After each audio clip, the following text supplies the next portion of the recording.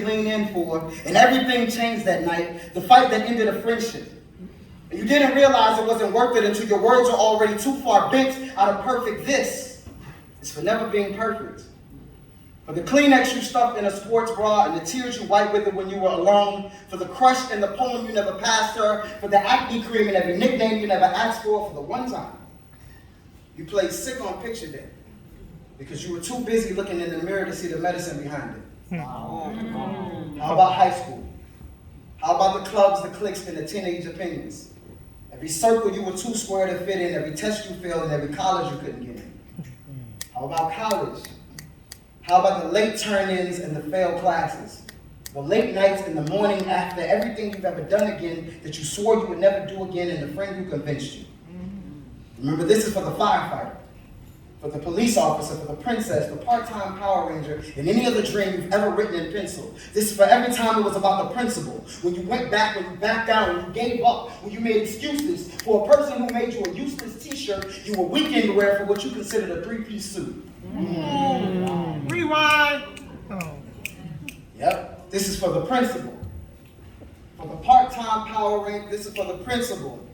For the princess, for the part-time Power Ranger, and any other dream you've ever written in pencil. This is for every time it was about the principle. When you went back, when you backed down, when you gave up, when you made excuses. For a person who made you a useless t-shirt you were weekend wear for what you considered a three-piece suit. This is for the headaches, for the heartbreaks, and for the hoarding. When the memories pile up inside you like so many containers, you can't make space for something worth holding on to.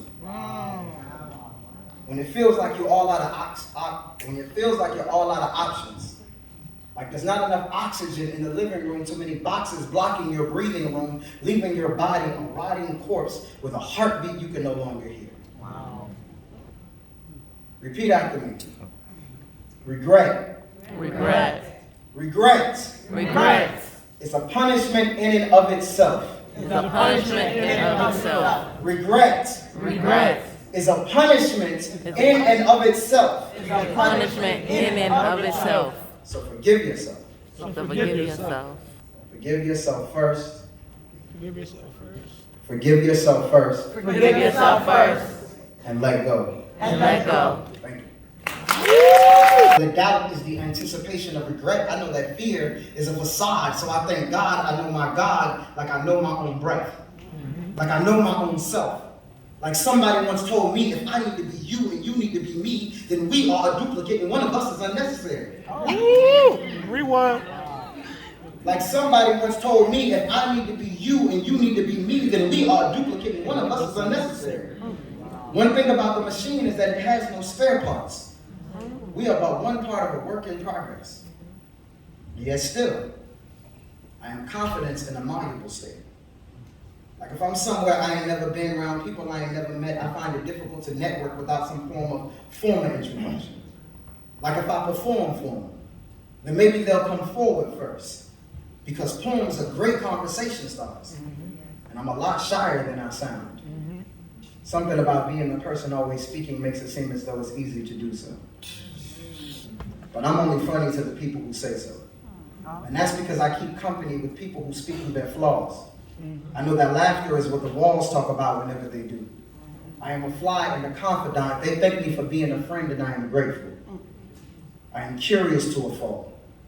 Both George and I know what it's like having a habit of asking questions we can't handle the answers to.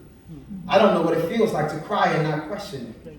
I find tears irrelevant and rarely productive. I am selfish and self-centered and self-aware. I learned self-preservation the same way a brick learns to swim. Everything is as heavy as it's ever been. I've just gotten better at staying afloat. Rewind to George. Hey, you hit that missed out. I am curious to a fault. Both George and I know what it's like having a habit of asking questions we can't handle the answers to. Yes. I don't know what it feels like to cry and not question it. I find tears irrelevant and rarely productive. I am selfish and self-centered and self-aware. I learned self-preservation the same way a brick learns to swim. Everything is as heavy as it's ever been. I've just gotten better at staying afloat. Talk your shit, bro. I'm from Dade by way of my mother's womb. I know a lot about pretty beaches and half-told truths. I am mango salad and trick daddy on repeat. I write poems for Auntie and Lil Brother. I'm who Jit talk to when he don't talk to nobody else. I am community and culture and mentorship, a superhero's apprentice, a relentless learner, and a burner at both ends. I am a professional procrastinator.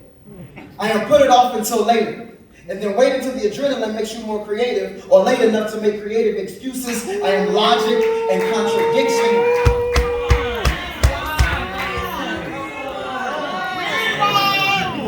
Oh, y'all be putting shit out too? And then convincing yourself that it's better because you did, so you do it again? All right. They already sent a deposit. You feel me?